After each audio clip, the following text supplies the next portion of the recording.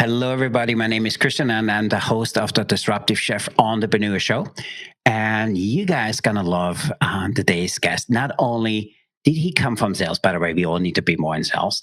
He is into fitness. This is another great thing. I think we all need to do a little bit more around fitness.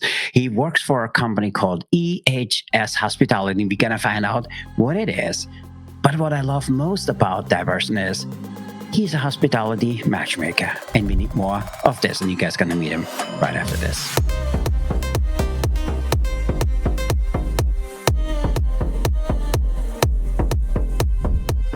Hello again, my name is Christian. I'm the host of the Disruptive Chef Entrepreneur Show, and you guys are going to love today's guest. His name is Ian, but before Ian comes on, he is one of the principals of EHS Hospitality. If you guys don't have checked out it, you guys need to check it out. He has an amazing background around, sales training. He was sold stuff for a fitness company. So if you haven't done so, you guys need to do a little more of that. He has retail management software. He has property management, and now he's in hospitality recruiting. And what I love about him more than anything else, he's an amazing human being. And he calls himself hospitality matchmaker. I think we need more of that. With that, let me introduce you to Ian Hoxworth. How are you? Thanks for being here today. Thanks for having me, Christian. I'm looking forward to the conversation. I did tell him that we do something called ethical stalking. So, because, otherwise it's kind of weird. And so we actually followed him for the last few weeks. And who listens to the people which listen to the show all the time know we do ethical stalking. And there might be a few of the people which come on which never make it to the episode because whatever they say and what they do is two different things. But what we loved about you is how real you are. I love the way you look at hospitality because I think we need to do more of that. I love your whole background because I honestly believe we all need to do sales. I call it SAM, sales and marketing. We need to not just date Sam, we need to fall in love with Sam. And we need to do more of that because if you're not selling, you're being sold. And then I love some of the other things we're going to talk about today. But before we start, Ian, give everybody the 5-minute cliff note, how this whole thing started to coming together. Well, yeah, like you said, I've kind of had many careers through the course of my life. So right out of college, getting some sales experience, I sold gym memberships for Gold's Gym. That changed my whole life, actually, doing that, because I am an introvert. I am not a super outgoing person. Doing this, there's a little bit of nerves going on. There's no sense in hiding that, but there's places out there for introverts, and we need to get out there and do the same things, and we can bring a lot of value to the table. So that put me out of my comfort zone. Having to meet strangers, tour them around the gym, and then sell them something within an hour, and so that made me a lot more comfortable, having these kinds of interactions, selling, being sociable, all those things. And then after doing that a couple years, I kind of started to get the itch that I wanted to get more into leadership. Which led me into the convenience store industry as in a unit management position. So I ended up becoming a general manager, a district manager, overseeing up to 13 locations at a time, and learning more just about leadership skills through a retail environment. And there's a lot of overlap with that in hospitality, but that's kind of a different conversation. But then I wanted to get some budget experience, so I moved into HOA management. And so I was able to start crafting budgets for homeowners associations, getting more into the backside of the numbers, which anyone that works in hospitality knows that managing the numbers is very important. So there's all these things that tie all these industries together. And then while I was doing that, I met my current partner, Lauren, and she had a hospitality background. She had done hospitality restaurant management for a good portion of her career, and she had become a hospitality recruiter while we've been together. And she was out there crushing it, making connections in the hospitality industry, and that drew me into it because we decided we wanted to open our own office.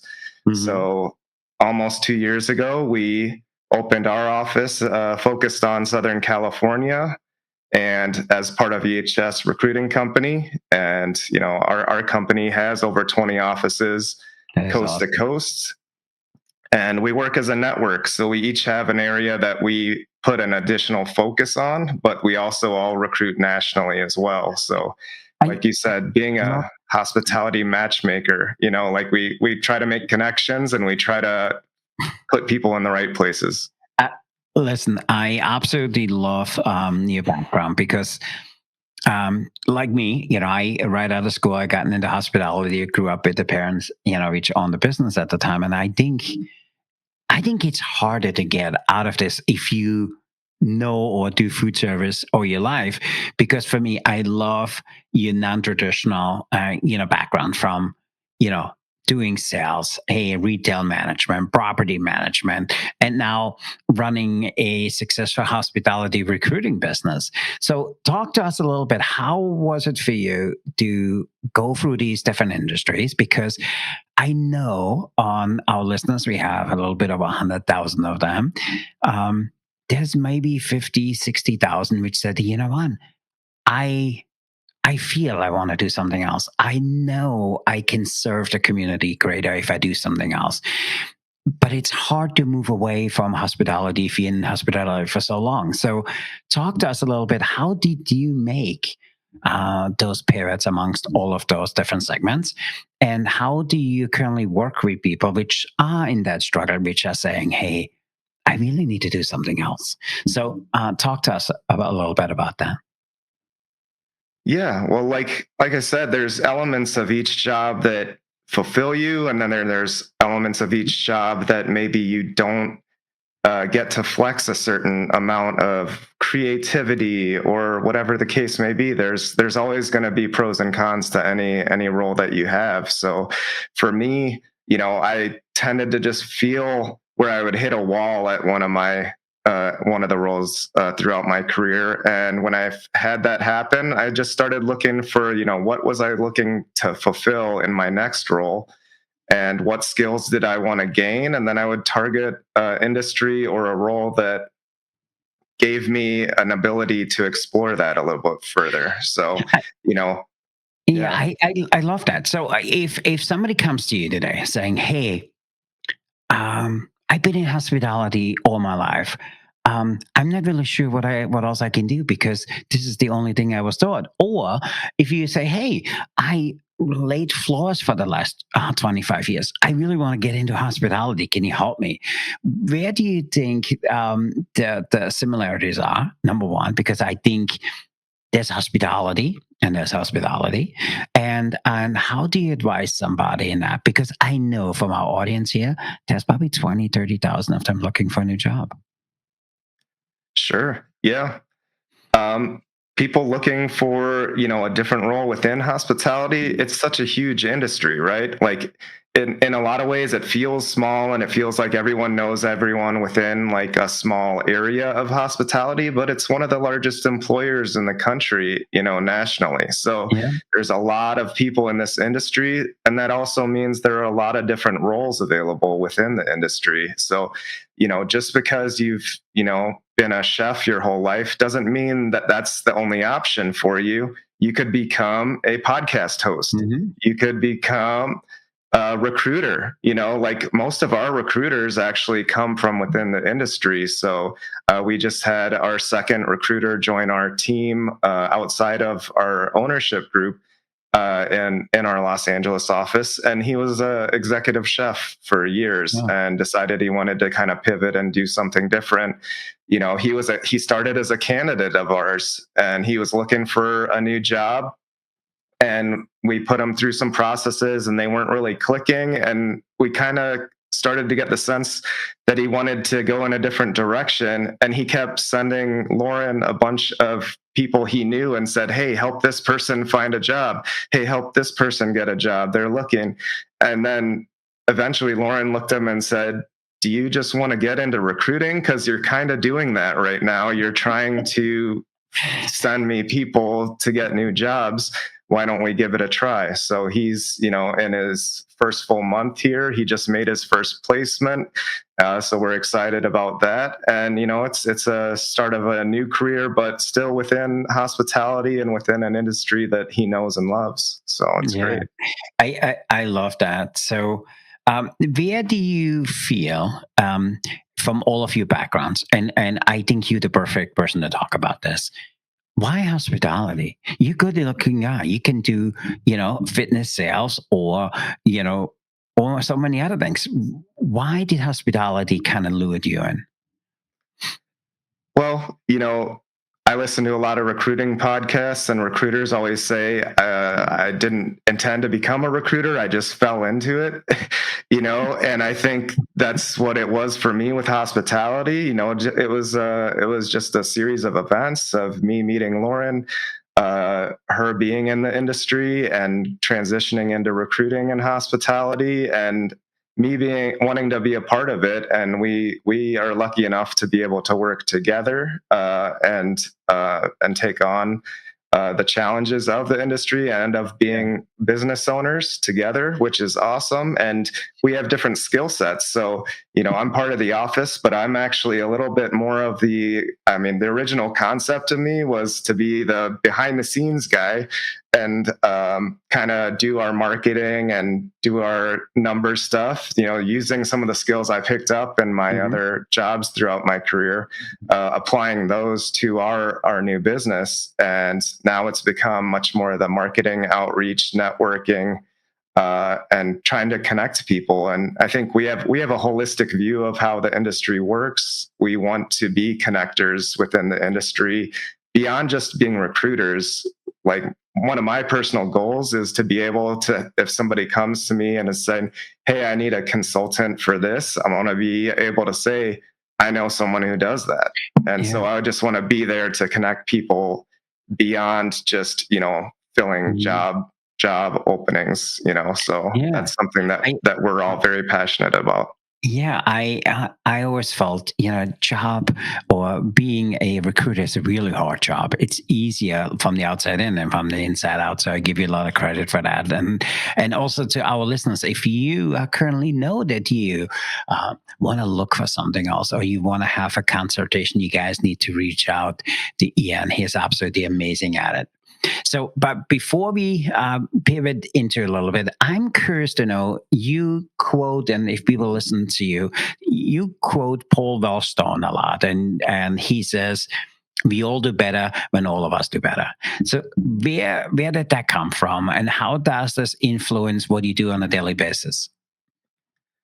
Yeah, well, Paul Wellstone was a senator in Minnesota, and he's very revered in Minnesota, and that's where I grew up as a teenager. So it made an impact on me. Seeing that quote was on bumper stickers up here, it was everywhere. So it was a hard quote to escape if you were in Minnesota during that time, but it just resonates with me, and it always has, because I feel like we have a community mentality. And in hospitality, I think most people have a community mentality.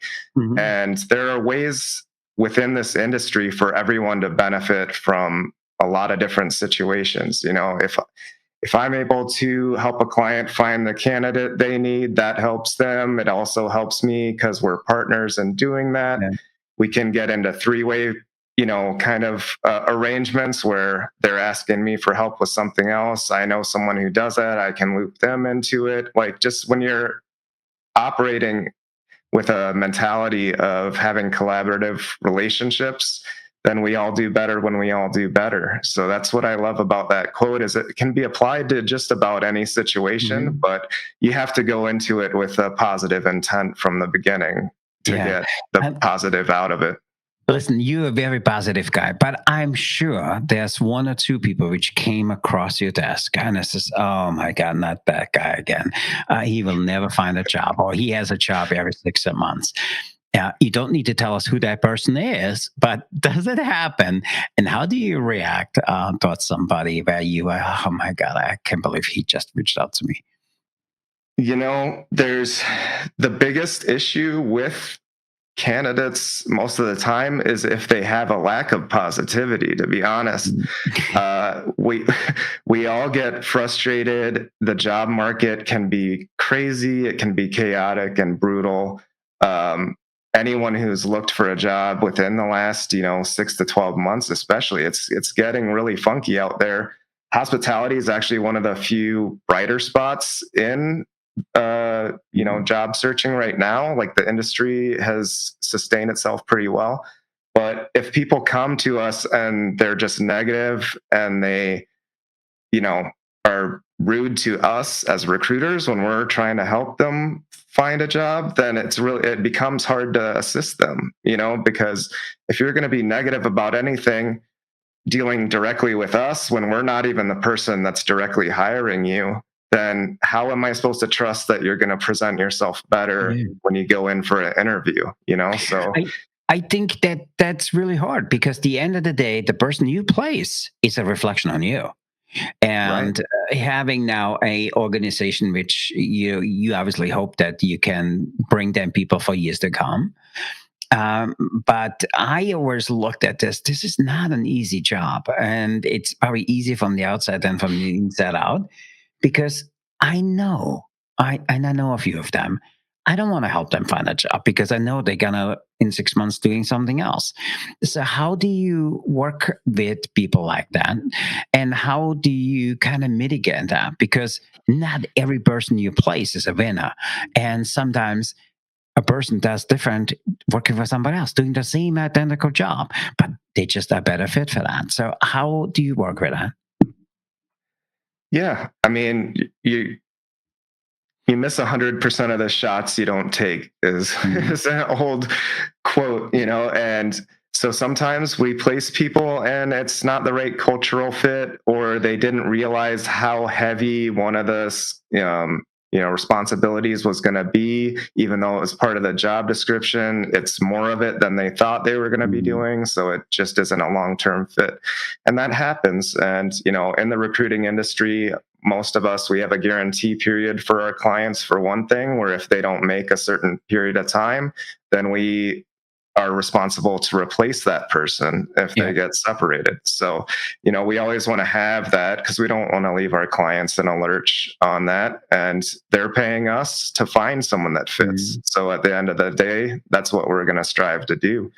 When it's people that, you know, have the negative mentality about it, that's hard to help, though. So that's when sometimes we have to turn them and just, we try to be transparent with our candidates and just be like, look, I don't know if you have the right, you know you're in the right headspace to be in a job Mhm. search right now, or one that I can help you with, at least. And sometimes you have to have those tough conversations because I love that. um, some people aren't introspective, or they're not in a space to be introspective enough to realize it themselves. So sometimes we have to call them out a little bit on that. Hey, we all know if a job doesn't work out, it has never to do with you. It's always the job you're working at, you know? So we absolutely know Exactly. that. So let's back up a little bit because I find your job so not just relevant, but it's something which is absolutely needed. And for me, I work for big companies with 150,000 employees, and we had full time people within our organization, which did what you do. But what I found is that I had more success people bringing from people like you from the outside than our internal Hmm. candidate. Um, why do you feel there was such a vast difference? Because my recruiters, listen, they were great. They shuffled people around. They were really good. But bringing certain people in with a certain skill set was difficult for them. So why do you think that is? And I'm asking this question deliberate because uh, on today's episode we have here, there's probably 10, 15,000 people which looking for jobs, and there's probably 25 to 30 people which helping people find jobs.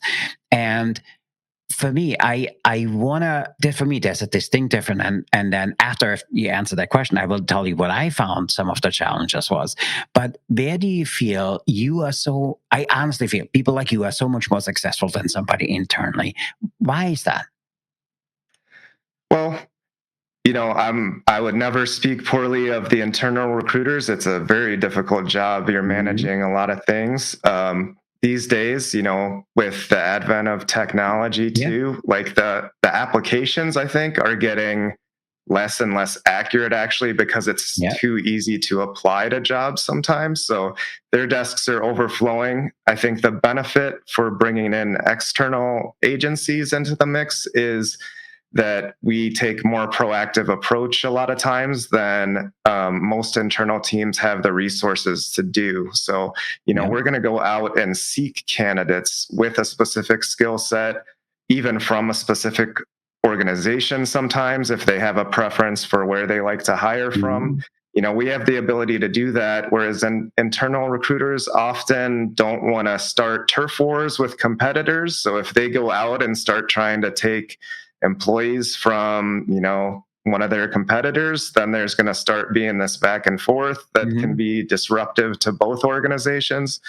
If they have us as a buffer, sometimes we can do that, and there's not the risk of starting Yeah. something, one of I those I situations. So I love that. um, And I always use the example with us. We had this opening, and it was a district manager, and it was in a very high desirable location. It was, let's say, someplace south where it was always nice all year long. Okay, mhm, we put the posting up. We had 900 people apply for it within 3 days, and okay, we had software which filtered some of them, but I was always not against the software, but I found if you really find somebody, a district manager is an important job, you need to know them. And people said, it's impossible for us to comb through 900 plus resumes in an effective time manner.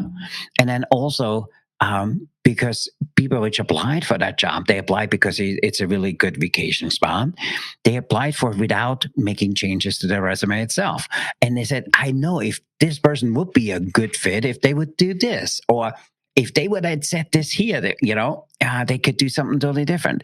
And for me, the beauty of having somebody like you, because the first thing you will do is you look around, who do I know who could fit that position? And in our departments, they were so overworked. They had so many amounts of resumes that they couldn't kind of comb through it. So for me, mhm. that was one of the things I was struck, because when we wanted to have a certain type of person, we went outside, and it had nothing to do with the people we had internally, because the recruiters are great. They're working absolutely very hard in finding the right person for the right job.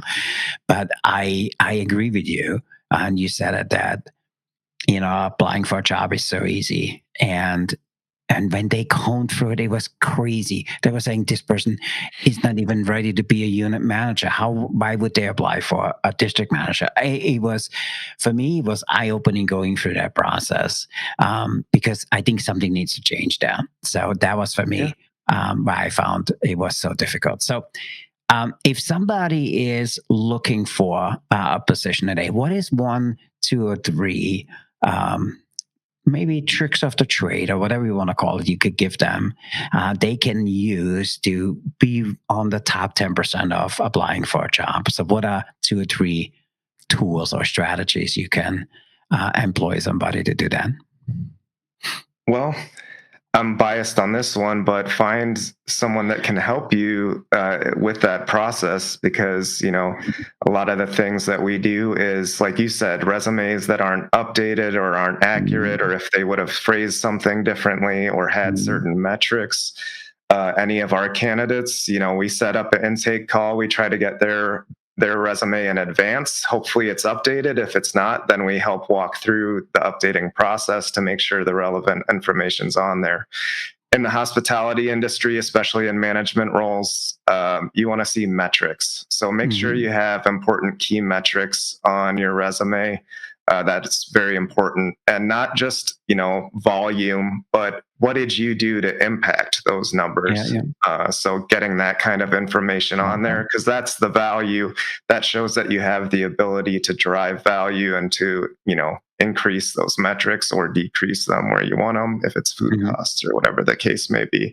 So metrics on the resume, getting someone involved to assist that. A lot of people don't keep their resume up to date 100% of the time, so making sure that you're able to do that before you go to market's important, because if it's out of date, then you're not going to have luck. The other thing I would say is LinkedIn. Make sure you get on LinkedIn. There's been this long time kind of thing that people in hospitality, it's not for them. It's a white collar place, and that's changing more and more. There's Mhm. tons of hospitality influencers on LinkedIn and leaders, people with huge followings making big waves across hospitality, media, marketing, and beyond. So get on there, connect with some people. If you're applying for roles, try to connect to people at that organization so that you can get a referral within the organization. It goes a long way. I love that. And that's some really good advice. And anybody listening and who is currently thinking that they need to have a new job, I encourage you, go back 3 minutes, listen to the last conversation about Ian just shared. For me, that's absolutely true. For me, being on the other side, I work with people like you, say, hey, can you find me this, and this? And I love the idea of matrix, because if there's something where I can see, hey, they're getting better at it, or you know what, they thinking about that, because sometimes people don't think about that. So for me, that's hugely successful. That's awesome. And again, to our listeners, if you haven't done so, you guys gotta go and check out Ian, what he does. And I want to hear from you. What do you think? One or two things he shared today. What do you see being true in your industry? And what is one or two things which helped you to get the next job? And then if you guys are looking for a job, if you're not reaching out to Ian, I'm very upset, because he's probably one of the best out there. So with that, I absolutely love that. So Ian, I want to know more about you. And not just what you do. So, talk to us a little bit, because being a business owner, this is a disruptive chef. We want to disrupt people's thinking. Let us look behind the curtain. What is something you working on for yourself, for your personal thing? What is a 6 month goal, and what is a 6 month goal for your business? And kind of go into details for us a little bit. Well, this year, our some of our goals is being more boots on the ground, getting out, shaking more hands physically. We've had a big virtual presence in our market over the last year.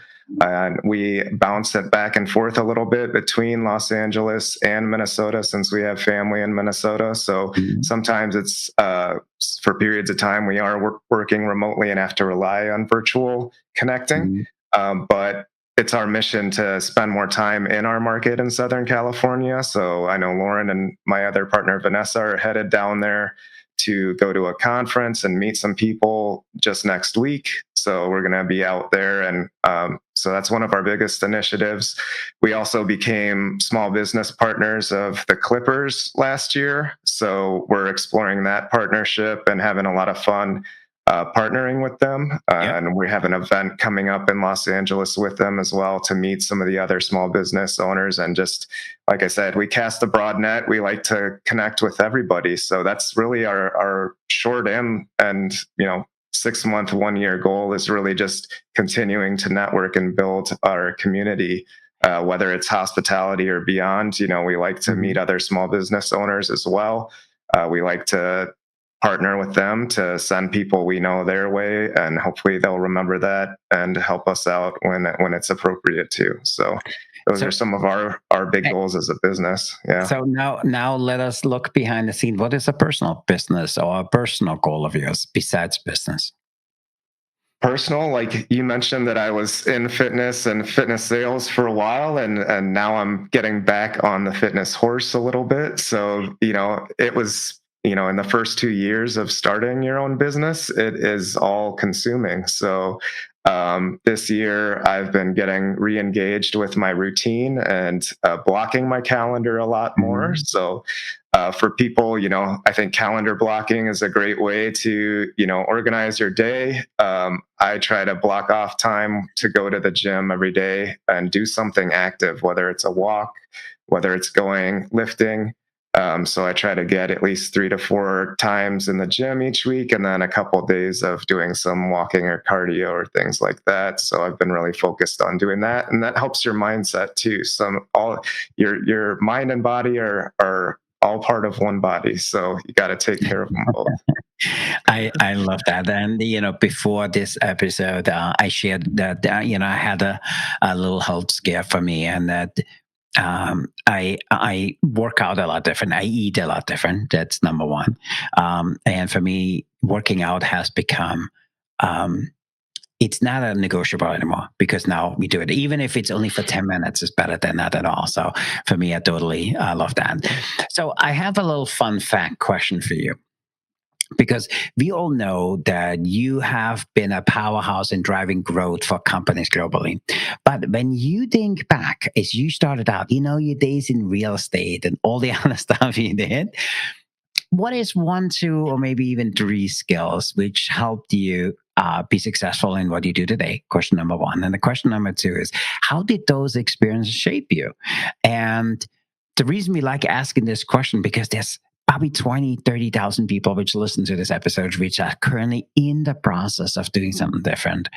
And for me, I love your background. I think it's so cool on how many different venues you spent. But help us understand a little bit. First off, two-part question. What were some of the things you learned in other foundations or in other businesses which help you today? And then how did those experiences shape your strategy and that approach you have today? Yeah, well, through the course of my career, all those stops, I picked up something along the way. I learned some sales skills, selling gym memberships. I learned how to manage people and work with them in retail management. I learned how to budget and pay more attention to the numbers, beyond and having impact, setting the numbers. Not only in retail, I had to hit the Mhm. numbers, but I didn't get to set them, which is frustrating, and which Yeah, is what led it's a tough part of the business. Yeah, I get that. which led me to wanting to learn the budgeting side so that I could make sense of how that tied together. And how do you make a good budget? A budget is, they say, a goal without a plan is a dream.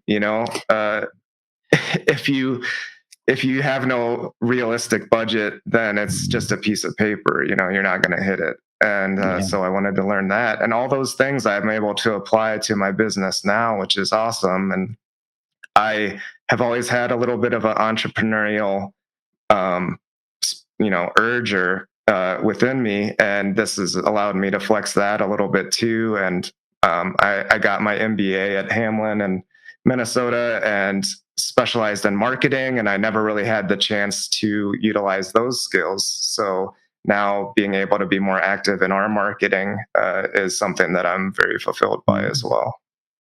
I love that. And by the way, our audience probably noticed I can talk to you forever, because I think what you do is so crucially important in the industry.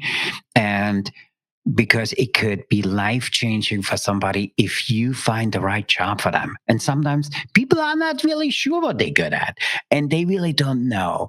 And that's why if anybody's looking for a new position, I encourage you to check out EHS Hospitality. Guys need to check out what Ian does, and what he does for his organization is absolutely amazing. And when you guys dive into as much to his background as we did, we knew we needed to have him on. And for me, I can talk to you forever. So with that, Ian, before we pivot into, if you're up for it, we play something we call Rapid Fire Question Food Service Edition. But before we start, um, give our audience one or two advices if they are looking for a job. What should they do, and what should they be cautious of? Well, thing to be cautious of fake profiles on LinkedIn. That's one thing I do want to mention. It doesn't get talked about a whole lot off of the Mm, platform, but the bots and all the things that we've seen on Facebook and other social media for years are now moving into LinkedIn. So if you are Mm. looking for work, be cautious, make sure it's a real profile, reverse image search, the people, if it doesn't look right. If they have tons of connections and it looks like a brand new profile, it's probably not real. If it's, if it's somebody that's supposedly an expert and they have 5 connections, it's also probably not real. So, be a little bit skeptical, do some homework, go to the website. If they say they're affiliated with some big recruiting firm or Mm. something, make sure that they're on the page that usually there's a page that showcases all the people that are affiliated with that Love organization. that. So Love that. Great advice. Great advice. So with that, are you up for playing Rapid Fire Question Food Service Edition? And if you are, let's get into it. let's do it. Okay, so the way it works, I have 25 questions here. My team does them new every week, so you have the brand new off the printer questions. I will ask Ian, give me a number. You give me a number, and I read out the question, and then you answer it really simple: yes or no, and why. So you up for that? Let's do it. Okay, and to our listeners, you guys notice. So we have a few questions we have on the sheet, which we don't have on the sheet.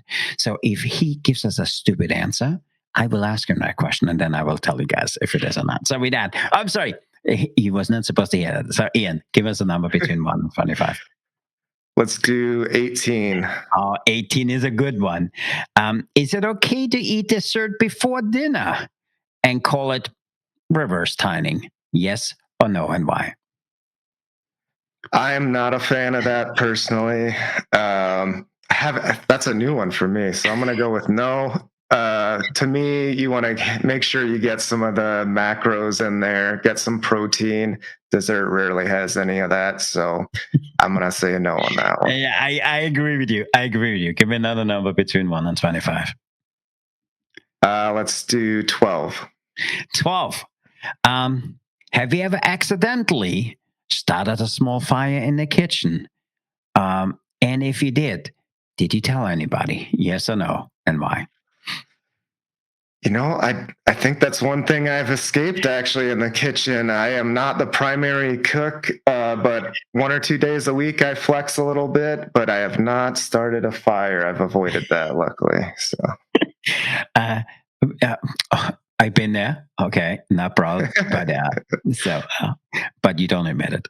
Okay, give me a number between 1 and 25. let's go lucky number 7.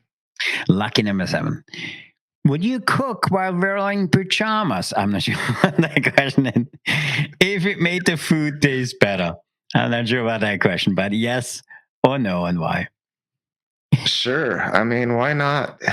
I mean, you might as well be comfortable while you're cooking anyway. So, I mean, a lot of people go to work in their pajamas these days. That's So, true. why not That's cook in true. them? That's very true. But I encourage you not to wear pajamas when you cook. Okay, give me a number between 1 and 25. 21. 21. Should every menu have a mystery dish on it just for shits and giggles? Yes or no? And why? I like a rotating dish or some kind of mystery to it. Yeah, one of my favorite restaurants has they call it the vegasm.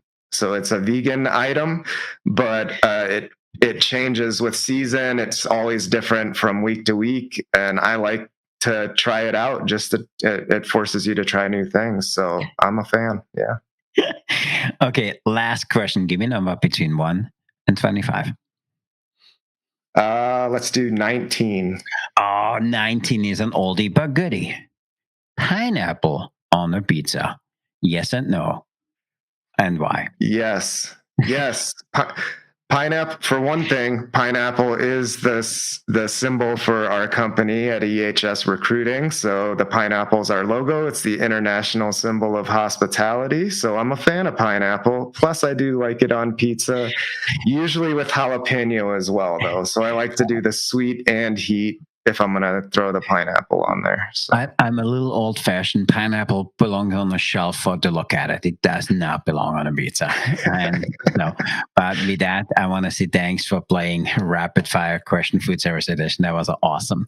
So, but before I let you go, tell our audience a little bit if they want to know about Ian Hoxworth, where can they find you and where can they learn more about you? yeah, the best place to find me is on LinkedIn, Ian Hoxworth. I'm with EHS Recruiting Company. You can also find our page. We also have a page for our Southern California office that focuses on the jobs that we're posting in that area specifically. Mm. So any of those places, you'll come across me on there. And then our website for our entire company, ehsrecruitingcompany.com. Awesome. So with that, I really appreciate you being here. Thanks for the gift of your time. Thanks for giving us an hour. We absolutely love that. And what is your final words of wisdom for anybody listening in today? Well, approach life with a hospitality mentality, I think, is what I'll leave you with. I Mm. think it's applicable to every industry that exists. If you make people feel comfortable and welcome, it'll go a long way to helping you in the long term, as well as those that you interact with on a daily basis. I love that. So good. I honestly believe there's no other business than hospitality business.